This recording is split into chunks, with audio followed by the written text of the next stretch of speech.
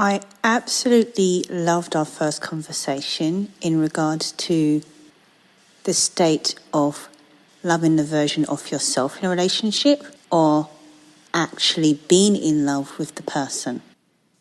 But it's led me down a path of more questions, as always.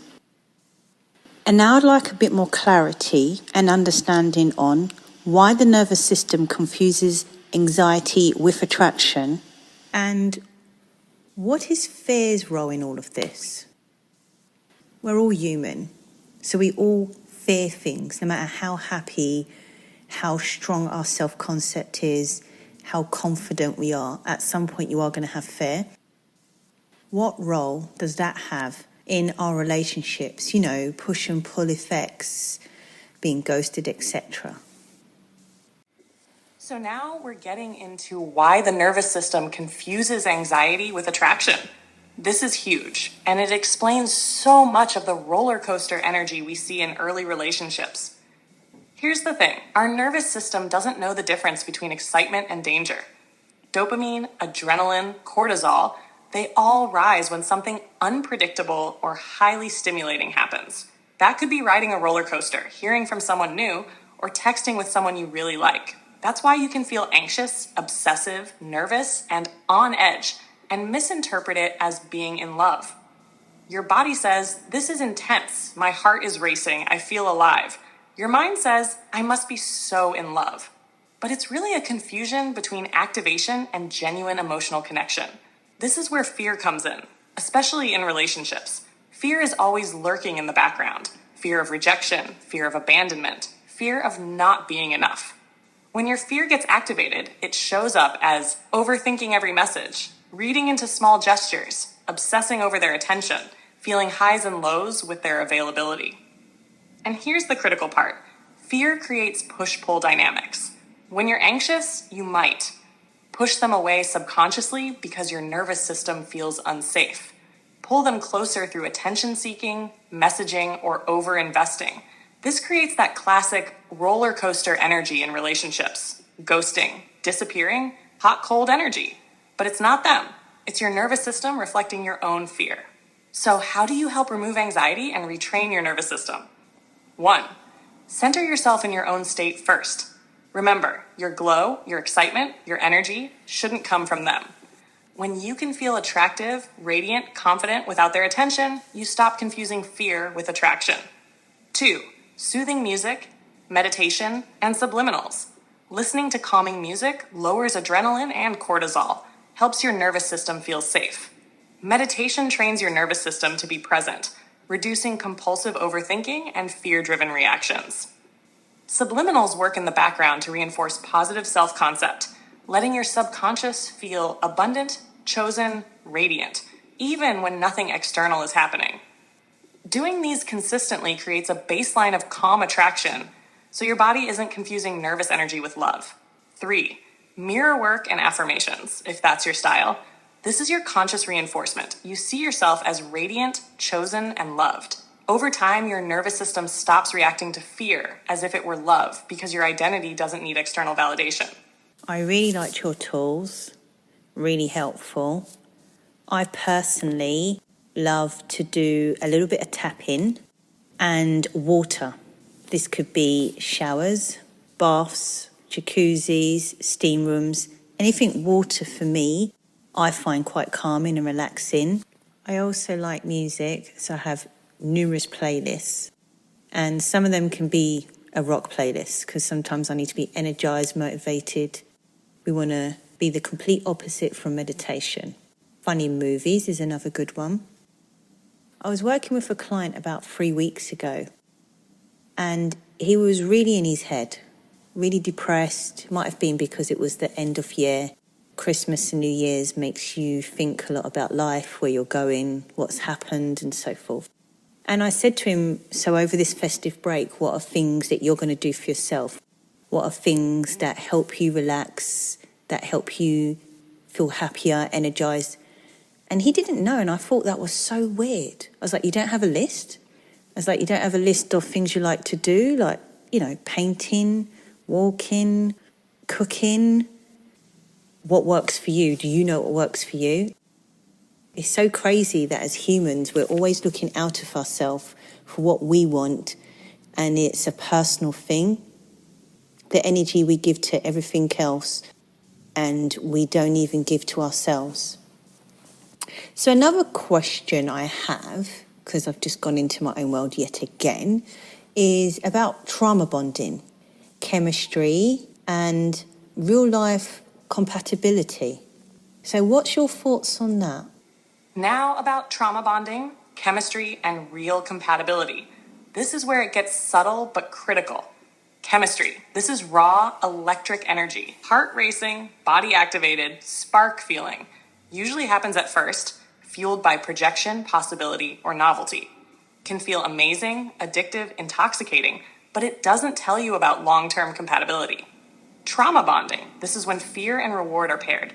Highs and lows feel addictive. Push-pull, ghosting, jealousy, unpredictability. Your nervous system thinks it's love, but it's actually fear plus intermittent reward. Often, you're in love, with the highs of attention and validation, not the person themselves. Real compatibility. This is quiet, calm, secure. You feel safe, respected, seen. They show up consistently, meet your emotional needs without anxiety spikes. You like them even on ordinary, boring days. You don't need them to activate your glow. One practical way to tell the difference. After the initial high wears off, do you still feel steady, happy, and safe with them? Or does your nervous system start spiraling? If you're spiraling, you're likely experiencing chemistry or trauma bonding. If you're steady, calm, and still excited but not addicted, that's real compatibility. The key takeaway tying all of this together. Attraction and excitement are not the same as love. Anxiety is a misinterpreted signal from your nervous system, not a proof of connection. Fear is the driver of push-pull and roller coaster energy, and it can make ordinary chemistry feel like destiny. The more you center your own energy, practice calming techniques, and reinforce your self-concept, the less your body confuses fear for love. This is also how you magnetically attract the right people. They respond to your calm, radiant, confident energy rather than your fear-driven attachment. Once you understand this, you can enjoy relationships without getting addicted to chaos, choose people based on real compatibility, and fall in love consciously, not unconsciously. It's so powerful that we can become so addicted to the fun side and loving side of life and relationships just as much as the chaos and the drama, and not even realise we're doing it because it's just a habit. It's just something that we keep redoing, reinforcing, becoming stronger and stronger. So we all know how to retrain our nervous system, through exercise, meditations, visualization, subliminals, and things like that. But it would be really helpful if you can give some real life experiments and even further daily tips on how to help ourselves with this push and pull so that it can just remove anxiety, so that you're not living from the trigger mode of anxiety. And I also want you to help us understand, I don't know if this is the right word, and hence why I'm saying it in this way. The more we think we need to fix something, the more we have to fix something, because our belief is, I need fixing. If we are constantly looking for things, I can't do this because I have anxiety. I can't do this because my nervous system. If we're constantly in the mode of I can't, and if we're constantly in the mode of looking for a tool and a technique to fix it, when does it become the time that you actually are living in it? Because not knowing is one state, not knowing that you have a situation or problem is one state, fine. Knowing that you have the situation or that you have this thing that you keep is reoccurring in your life is another realization, right?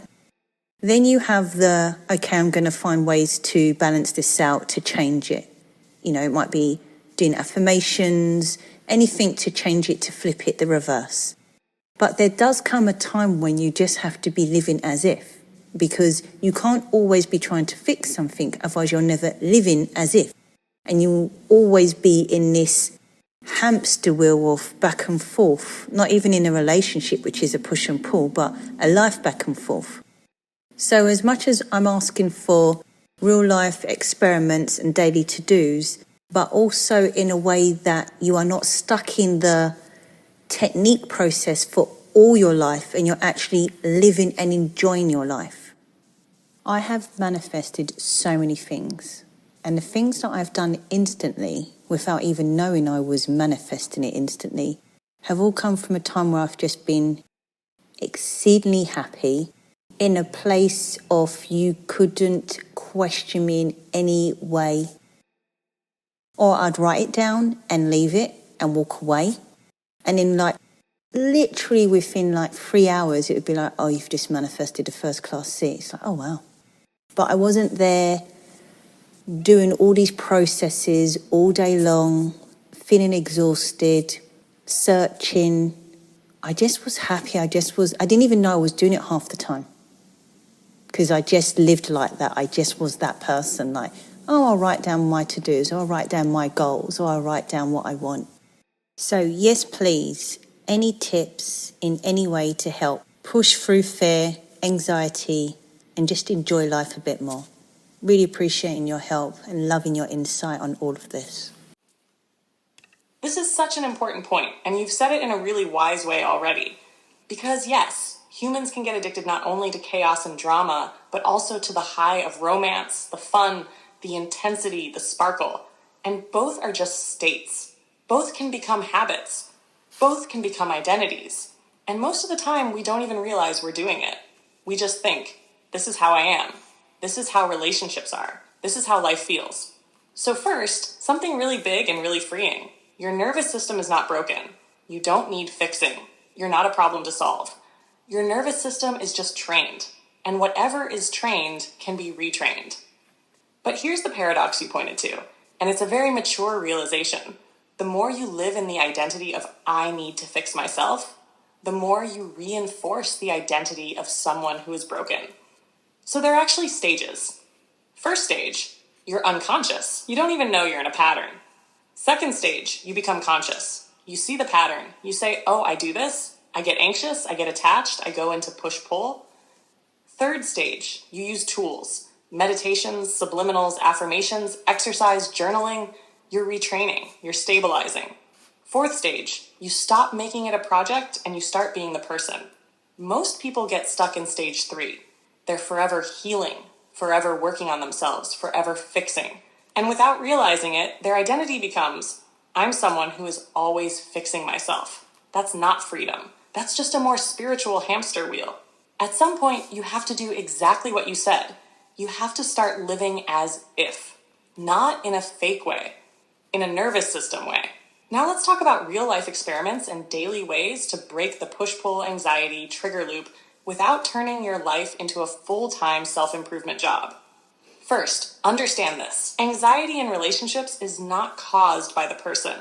It's caused by uncertainty plus meaning. Uncertainty plus the meaning, this determines my worth, my future, my safety. So the retraining is not, how do I control the relationship? It's, how do I stay regulated inside uncertainty? Real life experiments. These are not affirmations. These are behavioral identity shifts. 1, the don't immediately react experiment. When you feel triggered to, check your phone, send another message, overthink, seek reassurance. You don't suppress it. You delay it. You say, I'll do it in 20 minutes. And in those 20 minutes, you go, shower, walk, clean something, stretch, put music on. What you're teaching your nervous system is, I can survive this feeling without acting from it. That's huge. 2, the expand your life experiment. Every time your world starts shrinking to one person, one situation, one story, you intentionally expand. Make plans that have nothing to do with them. Go to the gym, a class, a walk, a coffee. Do something slightly inconvenient but good for you. This retrains your system to feel, my life is bigger than this attachment. 3, the stop romanticizing inconsistency experiment. Consistency is not boring. It's safe. So you start asking, do I feel calm or activated? Do I feel grounded or obsessed? Do I feel more myself or less? And you start valuing nervous system safety more than sparks. At first, this feels unfamiliar, sometimes even flat. That's withdrawal from adrenaline. Now about soothing music, meditation, subliminals. These are not to manifest someone. They are to set your baseline state. If your baseline is calm, regulated, self-connected, then you don't bond from fear. You don't chase from anxiety. You don't interpret silence as danger. You don't confuse chemistry with destiny. Think of them like emotional hygiene, like brushing your teeth, not a big ritual, just something that keeps your system clean. Even 10 to 20 minutes a day of calm music, a body-based meditation, a subliminal in the background teaches your nervous system a new normal. Now, the most important philosophical part you brought up, the I need to fix myself trap. Here's the truth. You don't change by fixing. You change by outgrowing.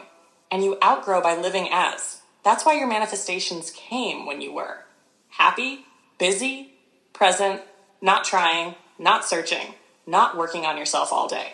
You were just being the person who expects life to work. That's the state. So how do you move from tools, being? You use tools until calm becomes familiar. Then you stop checking if you're calm. You stop scanning yourself. You stop monitoring your state all day. You just live. A good rule of thumb, if your healing feels like effort, monitoring, analyzing, and constant self-checking, you're still in stage 3.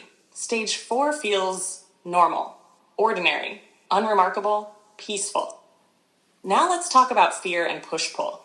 Push-pull is not a relationship dynamic. It's a nervous system dynamic. One part wants closeness for safety. Another part fears losing itself or being hurt. So it pulls, then it panics, then it pushes. The way out is not forcing yourself to be different. It's becoming safe inside yourself. And safety comes from routine, body regulation, self-trust, a full life, emotional self-sufficiency. Here's the identity shift that changes everything. Instead of, I'm someone who has anxiety, it becomes, I'm someone who sometimes feels anxiety. Instead of, I need to fix my nervous system, it becomes, my nervous system is learning a new normal. Instead of, I'm working on myself, it becomes, I'm living my life. And finally, the simplest daily practice of all, live slightly more in your body than in your head. Walk, stretch, breathe, touch, move. Listen to music. Be in sensory experience. Anxiety lives in the future. Regulation lives in the body. The real goal is not to become a perfectly healed human. The goal is to become so rooted in yourself, so full in your life, so safe in your body, that relationships become an addition, not an emotional life support system. And when you live from that place, ironically, you attract better. You attach healthier. You don't get addicted to chaos or highs. You don't lose yourself. You don't need to fix yourself. You're just living. And that's the state where everything you described, love, ease, manifestations, good experiences, actually happen naturally. I really liked your experiments. If ever I apply for anything, I won't apply until I'm in an energy of alignment. Like, I make sure I'm happy, I make sure I'm in the right mood. If I'm like a bit nervous or in fear, I don't do it. I go out, I go and have fun, I come back later, it doesn't matter. What do you think about the experiments that ChatGPT sent? And what experiments do you do? What do you do for yourself? How do you balance yourself out?